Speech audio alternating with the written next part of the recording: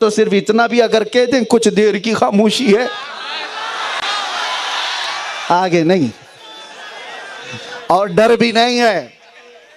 इसलिए पूरा कंप्लीट नहीं कर रहा हूं कि अब 4 साल का बच्चा भी कंप्लीट खुद ही कर लेता है। मेरा बच्चा है, मेरा बच्चा है, मेरी जगह पर अब वो तकरीर करता है और सबसे पहले यही शेर पढ़ता है। मुझे इस चीज का वो नहीं है। मेरे अजीजों, किसी को अगर कोई जुमले फेर करके बदल कर हमारी इमेज को खराब करना चाहें तो ये उनका मसला है। आप हमें पढ़ें, हमें देखें, हमें सुने। हम तो सिर्फ और सिर्फ नामूस रिसालत के लिए बात करते हैं। आओ ए नौजवानों, मैं सहाबा इकराम रिदवानुल्लाह ताला अलैहिम अजमईन की जिंदगी से आपको बताऊं। एक सहाबी रसूल का ऐसा मामला, अल्लाह के नबी सल्लल्लाहु ताला अलैहि वसल्लम ग़ज़वा बनी मुस्तलक़ से वापस तशरीफ ला रहे हैं और उस वक्त सहाबा की जमात में एक मुनाफिक भी था, अब्दुल्ला बिन उबई, रईसुल मुनाफिकीन। मुनाफिक किसको कहते हैं? दिल में हुजूर की दुश्मनी छुपाए हुए और सामने से इस्लाम दिखाया हुआ। सामने मुसलमान था, दिल में नफरत थी, सहाबा से नफरत थी, हुजूर से नफरत थी। लेकिन हैरत की बात मैं आपको बताऊं, उसका बेटा है, वो सहाबी रसूल है, बेटा आशिक रसूल। अब्दुल्ला बिन उबई ने सिर्फ एक बार वापस पलटते हुए गज़वे से वापस आ रहे थे, कुएं से पानी निकालने के वक्त अंसार और मुहाजिरीन में कुछ तकरार हो गई। पानी निकालने में कुछ तकरार हो गई। जो मुहाजिरीन हैं वो मक्का से आए हुए हैं, अंसार जो मदीने में रहने वाले हैं। तो इस अब्दुल्ला बिन उबई मुनाफिक ने मदीने वालों को भड़काना शुरू किया कि ये जलील लोग, छोटे लोग जो बाहर से आए, नंगे थे, कपड़े नहीं थे, फला था, और ये आकर हम पर हुकूमत करेंगे। अनकरीब हम मदीने लौटेंगे तो हम इन सब को निकाल कर बाहर करेंगे। ला युखरिजन्नल अअज़्ज़ु मिनहल अदल। उसने कहा हम इज्जत वाले लोग हैं, हम इन जलीलों को निकालेंगे। सुनो जुमला मेरे अजीजों, मुनाफिक ने कहा था, मुनाफिक ने कहा था हम इन लोगों को निकालेंगे, हम इज्जत वाले हैं। यह बात फैल गई, सहाबा के दरमियान आ गई, और जैसे ही ये बात फैलते फैलते अंसार और मुहाजिरीन में चली गई कि अब्दुल्ला बिन उबई ने यह कहा कि रसूलुल्लाह और उनकी जमात जो हिजरत करके आए हैं वो छोटे लोगों में से हमसे पनाह लेकर के रह रहे, हम मदीने वाले इज्जत वाले लोग हैं। जुमला बड़ा तीखा था और कड़वा था, गाली भरा हुआ था। लेकिन ये जुमला जब अब्दुल्ला बिन उबई के बेटे उनके पास पहुंचा, बेटे को सुनो, दूसरे सहाबा ने एक्शन बाद में लिया, दूसरे सहाबा ने एक्शन बाद में लिया। बेटा मदीना आने से पहले ही खड़ा हो गया रास्ते पर, कहा मेरा बाप कहाँ है? अब्दुल्ला बिन उबई। जब वो करीब आया तो बेटे ने दामन पकड़कर पूछा, क्या तू ही वो जलील है जिसने सहाबा की जमात को जलील कहा है? क्या तू ही वो जलील है जो रसूलुल्लाह और उनकी जमात को जलील कहा और यह कहा कि अब हम इज्जत वाले लोग इनको जलीलों को निकालेंगे? उसने कहा तू बेटा है मेरा, मैं बाप हूं तेरा। बेटे ने कहा बाप बेटे का रिश्ता खत्म, यहां सिर्फ अजमत मुस्तफा का रिश्ता है। यही तो पैगाम ताज शरिया था, नबी से हो जो बेगाना उसे दिल से जुदा कर दे। नबी से हो जो बेगाना उसे दिल से जुदा कर दे, पिदर मादर बिरादर जानो माल उन पर फिदा करते। बेशक ये मसलक आला हजरत का बरेली से लिया हुआ नहीं है, ये सहाबा की जमात से लिया हुआ है। सुभान अल्लाह। बेटे ने कहा मैं तुझे मदीने में दाखिल होने ही नहीं दूंगा। अब्दुल्ला बिन उबई ने कहा मैं सरदार हूं कबीले का, मदीना मेरा वतन है, घर मेरे मदीने में, मुझे तू नहीं दाखिल होने देगा ना। बेटे ने कहा तलवार निकाल ली और कहा मैं तुझे मदीने में दाखिल होने नहीं दूंगा। अपने बाप को कहा फिर क्या करूं? कहा यहां ऐलान कर कि तू जलील है और सहाबा इज्जत वाले हैं। सुभान अल्लाह, सुभान अल्लाह। ऐलान कर कि तू जलील है और अल्लाह के रसूल और सारे सहाबा इज्जत वाले हैं। उस वक्त तक मैं तलवार अंदर नहीं करूंगा। क्या बेटे की मोहब्बत थी। बाप ने सबके सामने कहने से शर्माया और कहा चल मैं तेरे कान में बोल देता हूं। कहा नहीं, कान में नहीं, जिस तरह तूने तकरार के वक्त सबके सामने कहा था मजमे में कह। अपने बाप को बेटा कहलवा रहा है।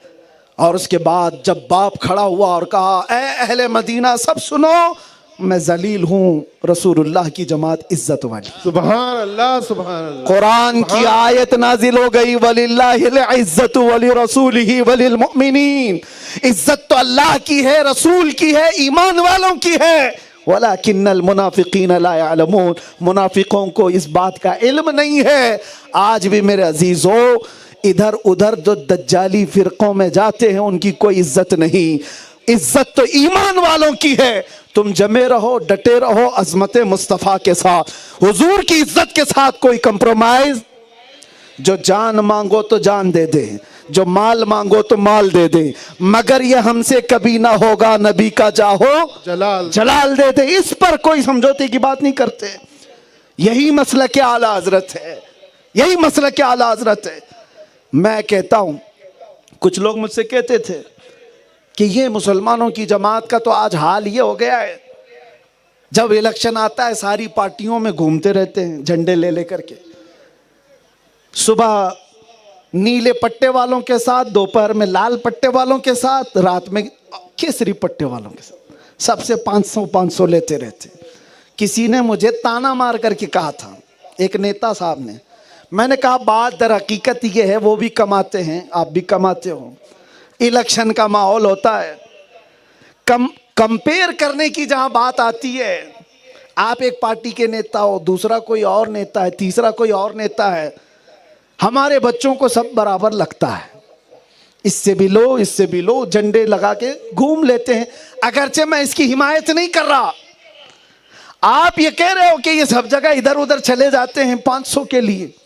मैंने उस नेता को एक जुमला कहा था, कहा आ जाना कभी मेरे साथ, किसी मुत्तकी परहेजगार आलिम दीन की बात नहीं करूंगा, मुसलमानों के मोहल्ले में से किसी एक नौजवान बच्चे को लेकर के आना, मैं भी बैठूंगा तू भी बैठ। कंपैरिजन नेताओं के दरमियान मत करना, इस नेता के साथ जाएगा कि उस नेता के साथ जाएगा, कैसा भी नौजवान हो मेरे सामने बैठना, एक तरफ उससे कहना 1 करोड़ देता हूं ये ले ले, और एक तरफ गुंबद खजरा को दिखाकर कहना और पूछना क्या लेता है। कसम खुदा की मेरा यकीन ये कहता है, हमारे हर मोहल्ले का बच्चा ये कहेगा अपना सब कुछ गुंबद खजरा कल भी था और आज भी है, मेरे नबी से मेरा रिश्ता कल भी था और आज भी है। बतला दो गुस्ताख नबी को गैरत सुन्नी जिंदा है, उन पे मर मिटने का जज्बा कल भी था और आज भी है। लब्बैक या रसूल अल्लाह, रसूल अल्लाह, लब्बैक या रसूल अल्लाह।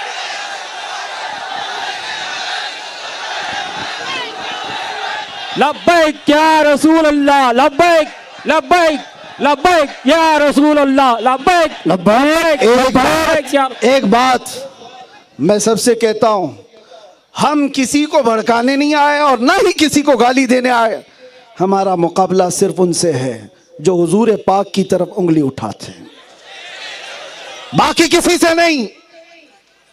जो नबी पाक सल्लल्लाहु ताला अलैहि वसल्लम की अजमत और उनकी इज्जत की तरफ भौंकेगा तो अल्लाह तबारक व तआला ने जो जिसको मुसल्लत किया है वो अपना काम करता रहेगा।